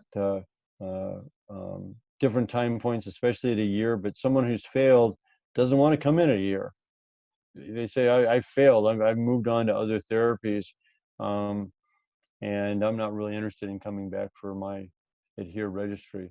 The other issue is that it's frequently used something called titration AHIs, which is a number that is developed from a sleep study where during a short period of time, some setting is used as the titration AHI. But that's affected by sleep stage, that's affected by body position, that's affected by a whole host of things that are not accounted for in the database and is not inaccurate. In fact, Raj Deddy and I published a letter in one of the journals a few years ago now, but in a group of 50 patients that we just looked at, although the titration effectiveness was 91% successful patients, when we actually looked at treatment AHIs in the same group of 50 patients, it was only 52%. So I think one has to be careful of titration AHIs in this realm of neuromodulation. What one doesn't have to be uncertain about with Inspire is adverse events. As this is adverse events over the long term in this group of patients are really quite rare. They're really unusual. Patients tolerate the device well. Long-term complications with this, you know, are really quite low. If we go back to the first slide that I started with this talk, was the whole issue of being a low morbid procedure, and certainly is in the right direction of where we need to go. So what I'll say finally about structural intervention is that we're still in a world where our surgeries, the wide variety of the many surgical techniques we have, the success is variable and still way too variable. The side effects are still, for the most part, too high, and the cost is for those procedures that actually are more effective is unreasonable. And so we need to improve our evaluation, we need to improve our techniques, and we need to improve our technologies. And so we're better than where I was in 1984 when I started this journey in sleep, but we're not quite there yet. Thank you. Thank you, Professor Woodson, for your lucid presentation. We have a wide viewership across the globe, and sir, to our pleasant surprise, we have one Dr. Ivan from Madrid has recognized the third person in one of your slides of Fujita Fairbank, and the third person is Dr. Perillo from Barcelona. Okay. That's where I got the slides from, but he had the mustache, and that fooled me. So that's good. So that's who I got that slide from. I suspected that's who it was. And he probably has the best history of sleep apnea. If you ever want a lecture on the history of sleep surgery, he really has the history. It's phenomenal what he has. It's phenomenal. Dr. Kotecha, can you stop sharing your presentation so that we can see you? I think it's Dr. Woodson who has to start. Sorry. I'm sorry. Dr. Woodson's presentation. Yeah. Yeah. Great. Yeah. So we all are on now, and we have questions from audience and questions from our loved ones from our group also. So in fact, before I take questions from audience, I would like to have a few comments from our own group. I would like to invite Dr. Vijaya Sagar, our current president, Indian Association of Surgeons for Sleep Apnea, to ask a few questions what he has in the mind, because he has been typing into our chat group. So Dr. Vijaya Sagar, please, to both of them. Thank you for the opportunity, sir. Wonderful talks, to one of the best talks that we have heard. Excellent. First question to Dr. Big Kotecha. Dr. Kotecha, I have seen your wonderful talk in which you have spoken about both DISE with this monitor as well as the advanced DISE, that is with PSG. So what difference did you find in your study? How was the advanced DISE beneficial than this, or would you still say that this DISE is more than enough than the advanced DISE? What is your take on it? I think the BIS is sufficient. I don't always do it with PSG, and I think that is extremely difficult to set up. It's more time consuming. So I think BIS is sufficient enough for you to assess the depth of sedation. The advanced DISE is mainly for research purposes and just to try and correlate the different stages of sleep, which is quite useful and interesting. And I think, you know, if you're trying to correlate the natural sleep with drug-induced sleep, then obviously it's very useful. So in some parasomnias, you might find that that's what's happening. But, you know, like if you're using propofol, for example, you're not going to get REM sleep with that. So if you've got advanced sleep where you've got the REM sleep disorder, but you can't get REM so soon after getting into a drug-induced sleep, or even in a natural sleep, you won't get straight into REM. Excellent. I have a question for Beck. When you do the DISE, do you actually use the BIS as your primary outcome, or do you use clinical metrics? I know that in Australia, David Hillman and Peter Eastwood have done work, really showing that if you want a consistent level of EMG muscle tone, actually the best marker for that is actually the transition from arousability, that a Ramsey level 5 is a better measure of a set level of muscle tone than the BIS, that you can actually, as we all know with BIS, you can have people that can be asleep with a BIS of 90. It's not common, but it can be that way almost. Well, not 90, probably 80, I'll say. And you can have other people talking to you with a BIS of 50. And so that's the question. Do you actually use your BIS level as your primary marker, or do you use other behavioral markers? No, thank you very much for that question, Tucker. And it's a valid and justified point, because BIS is not always scientific enough to rely on.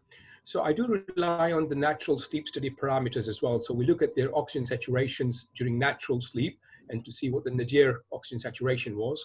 And we try and correlate that as well. And then the clinical parameters that you mentioned, we also take that into account. So I think it would be a little bit naive just to rely on BIS independently and not take all the other coexisting parameters that you have available. Yeah. I have a question from one of our viewers from Poland.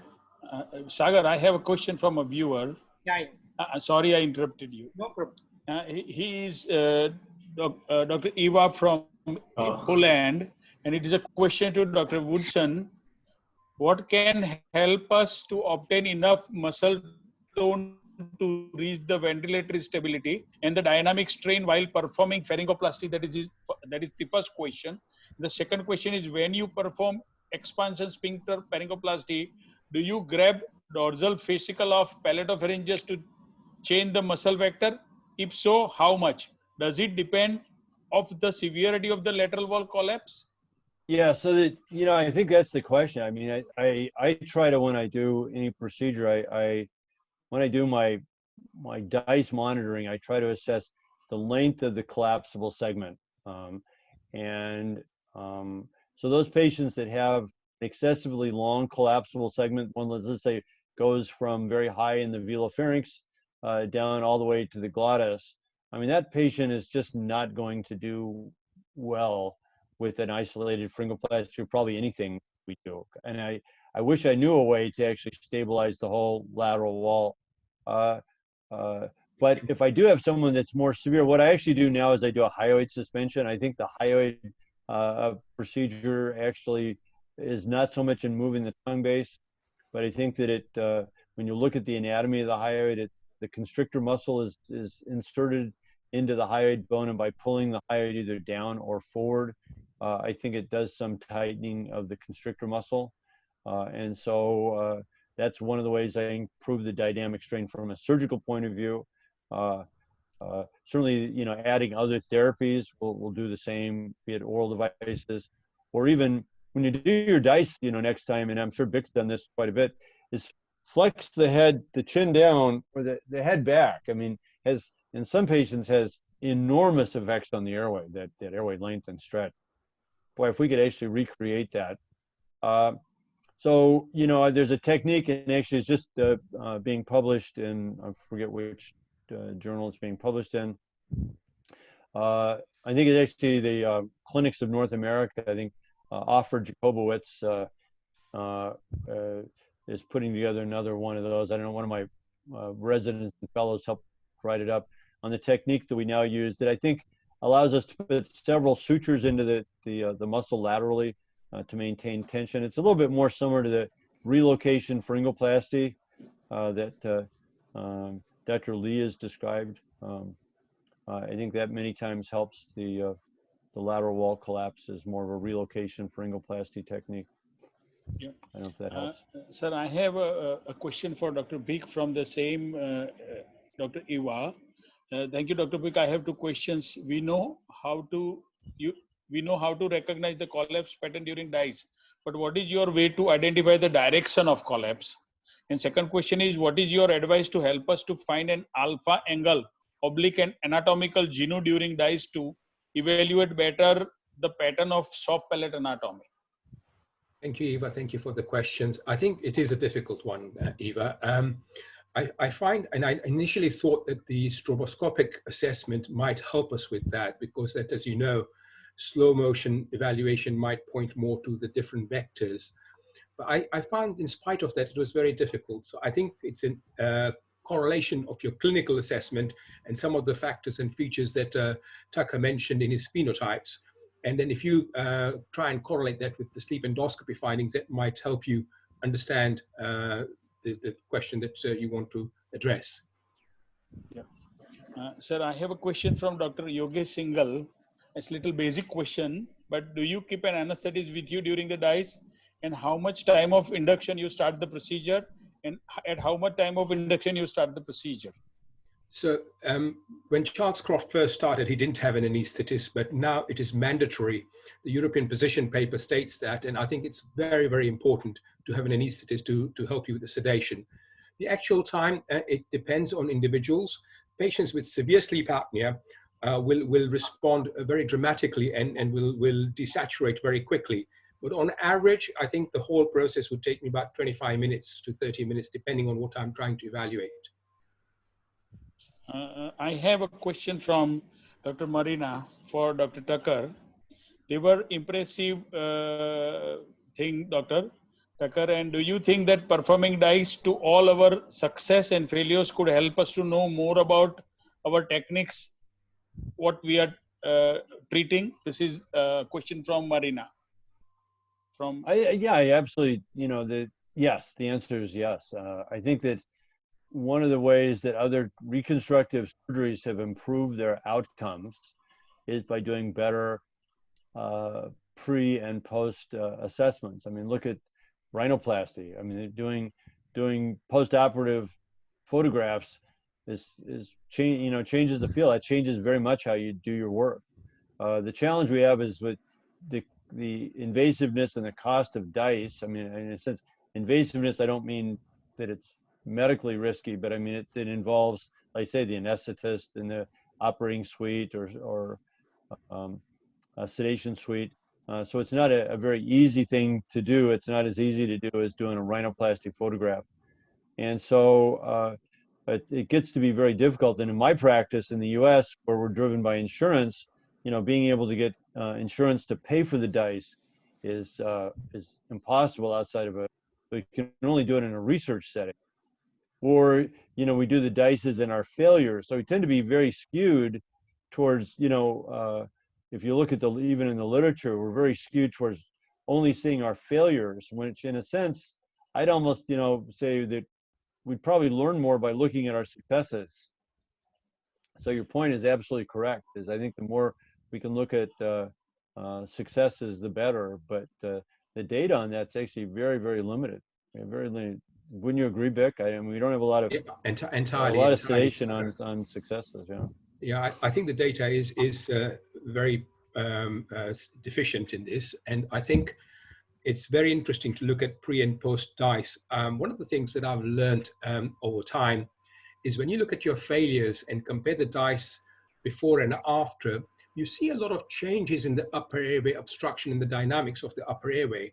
The pharyngeal lumen just changes. So if you've addressed the palate and the oropharynx in your first hit, and then minimally invasive surgery to the tongue base, you may find that the hypopharyngeal lumen will then become the main contributor to the obstruction. So I think DISE is interesting. I think the upper airway obstruction, the dynamics of the whole upper airway does change with time. So there's an impact of aging, there's an impact of healing and long-term evaluation following the original surgical procedures. You will see a lot of different anatomical dynamic features, which does change. So I think the more you do, the better it is. I have a question from Dr. Srinivas Kishore. Yeah, Prof, I have a question for both of you. The first thing I would do is ask Dr. Woodson. So in this time and age of the implant, and you've been in this business for a very long time, where do you see the role of soft tissue, palatal work, or tongue-based work? Where do you see that evolving into, or how do you put it across? Good question. So the part of it is I think there's a clear subset of people that have primary soft tissue abnormalities, say the 4+ tonsil group of patients. I think there are always going to be interventions in that regard. There'll be subsets that we'll be able to identify and fix. So if you give the patient an option between fixing the problem and using a treatment like an implant or a CPAP, an oral device where they have to do something every day, you know, versus actually correcting it, people are going to go for the correction. They're going to say, doctor, you know, fix it. I don't want a device, implant or otherwise. Yet on the other hand, if you're looking at a treatment where we can't fix it, where the outcome is variable, where you have a 50% likelihood of success, you know, they're going to say, give me the implant because it's less invasive, and I like the concept better. And then the soft tissue surgery is also going to be, in a sense, an adjuvant treatment. So we see a lot of people that have implants that are currently failing that need supplemental surgery. So I guess to make a short question into a long answer is that it's going to be variable, but I think ultimately, I think down the line, that's what we'll see. So as we do, let's say somebody comes up with a you know, better pharyngoplasty that fixes the vast majority of patients, I think people will stop doing implants. But until that happens, the implant will probably have an increasing role to play for those patients that that we're less, you know, that we're less certain of. Your question, yeah, Dr. Kotecha, I think, and you must have done like hundreds and thousands of drug-induced sleep endoscopies. Even though there's some literature that's come out of Korea, what do you think is the ideal time to perform DISE? The duration of DISE. The duration of DISE. How long should the study be for? Okay, so I think it's important to study more than one cycle. So when I'm teaching my residents, I tell them that, look, the first cycle probably is not a good one to study. So you look at the snoring, the hypoxia, which leads into the apnea, the breakthrough, and snoring. And so the breakthrough and the snoring is when I start again, and I would look at 3 cycles, 3 minimum cycles. So the titration of the propofol would continue to induce the hypoxia and the apneic episodes and the breakthrough. And I would look at 3 cycles in that manner. And if you do that, then I think that is sufficient enough. Sometimes, you know, in the earlier days when we first started, we were quite excited that, you know, you can get your patient to snore, have a look, and stop it then and there. But I think that the sleep staging and the stability of the sleep at that N2 stage is very important. And if you go through 2 or 3 cycles, it should be sufficient. So in terms of timing, I think probably it take you about 10, 15 minutes after the first breakthrough. Sure. Thank you. Yeah. Sure. Can I make a comment? I agree that one of my mistakes over the years with the DISE has been to rush through it.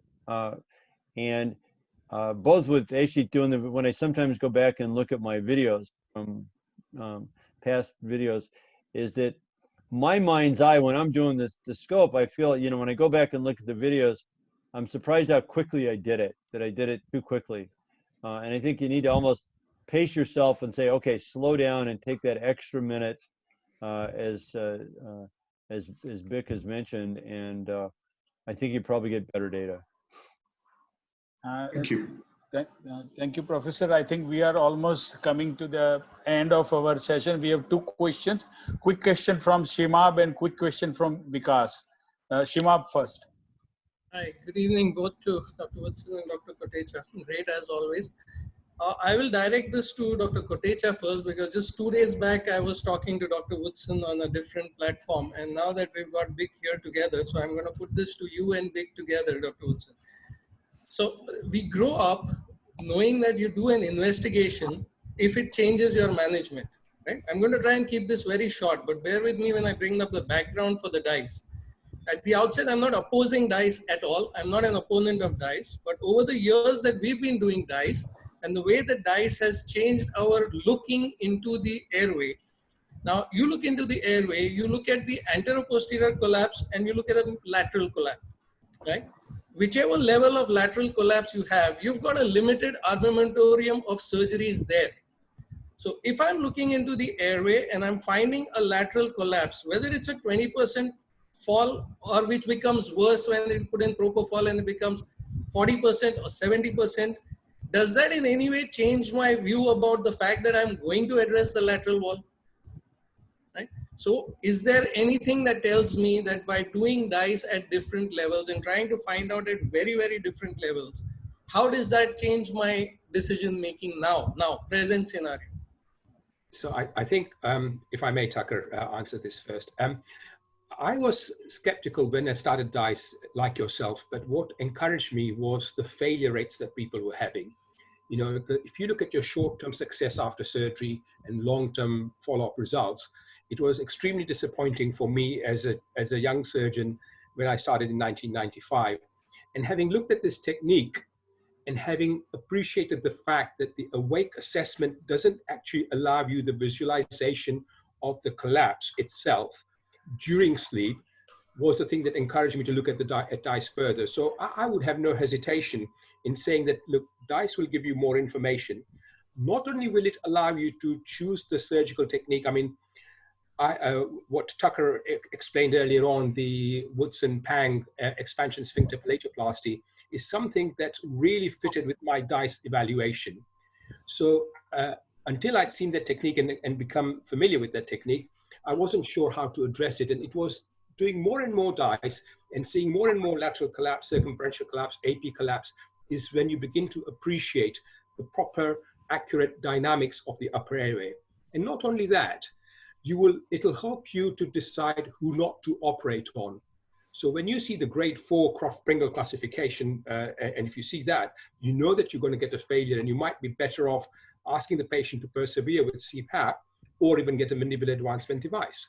Similarly, if you look at the upper airway stimulation work that Joachim Maurer, Tucker, Olivier have done, they've excluded patients with circumferential concentric collapse.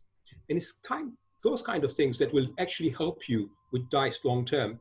But I think that the experience that I've had in doing so many of these have enlightened my approach and the surgical methods in which I would address the different levels.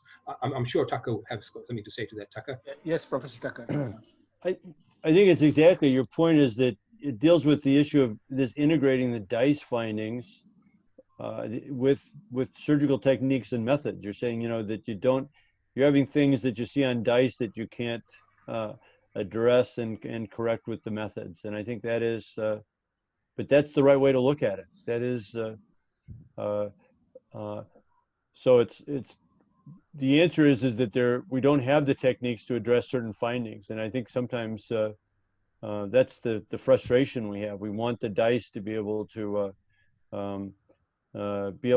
tell us, but that's where we need to I think better understand this integration, like I say, kind of what was in the body of my talk, the integration of sleep, reconstruct the airway to correct the changes or the abnormalities that we see dynamically during DISE or with other activities. And so we all share that frustration. I have different techniques that I do, we all do, but that's kind of a separate talk today. But yes, that is correct. Thank you. I think I'm going to have to take my frustration on with you guys one-on-one because the webinar is not going to allow us that much time. I will get back. No, I agree. I agree. Because, yeah. because you have a last question. Yes. So I have two questions actually. One is how, Dr. Tucker, how do you decide pre-operatively that yes, this person has the vertical palate or this person has the oblique palate? Your description is wonderful and I have learned a lot from that and I see that in my practice, but I still do not have a correct way of measuring it prior to the surgery. So first question is, how do you actually measure it? So with the angle, it can be difficult. So there's clearly, I look at, there's two different, there's one group where the palate clearly have like a waterfall, like straight down. That's the, the vertical group that is, there's a subset of, let's say 20% of patients or something, clearly that alpha angle is kind of straight down. And there's another, 20 or 30% where it's clearly very parallel to the hard palate, and it's an oblique pattern. And unfortunately, it is a continuum. So then there's another group of that's in the middle that varies. What I try to do is I try to separate it out, and I'll look at the genu, and I'll look at the position of the genu and at the level of the hard palate, and just in my mind's eye come up with an angle, and then you have to kind of decide based on that whether or not it's what's really a continuum is so that's on clinical examination you're saying, or on DISE? Yes, on clinical, yeah. On it's clinical examination. on clinical exam. Some people have tried using lateral supplementary x-rays. Problem is you don't know what the resting muscle state is with that. But so it's very subjective, and it is, but there's clearly, you're looking for the extreme. So in a sense, I actually have a kind of a 3-point scale. I mean, there's the people that are clearly vertical, people that are oblique, and then the people that are somewhere in between. Probably if we had if we had 10 different observers, we'd get 10 different opinions. But that's in itself useful, right? So then you actually do have 3 solid groups. You have the definitive vertical, the definitive oblique, and then the definitive I'm not sure. And then you can use that. So at least you have some ability to classify the pattern. So it's not always one or the other. There is a group. Actually, maybe I should, that's a different way to look at it. There's clearly this intermediate group that you could go either way on. But then you have to decide, how am I going to treat that clinically? And that's another question. But yeah, that's how I do it, is I divide it into the clearly vertical, clearly oblique, and then intermediate. The same question goes to Dr. Kotecha. So this vertical palate, can you not see on the DISE? Because I have started looking for the vertical palate on the DISE. And if we can make a certain criteria on when to decide that this is a vertical palate versus this is an oblique palate.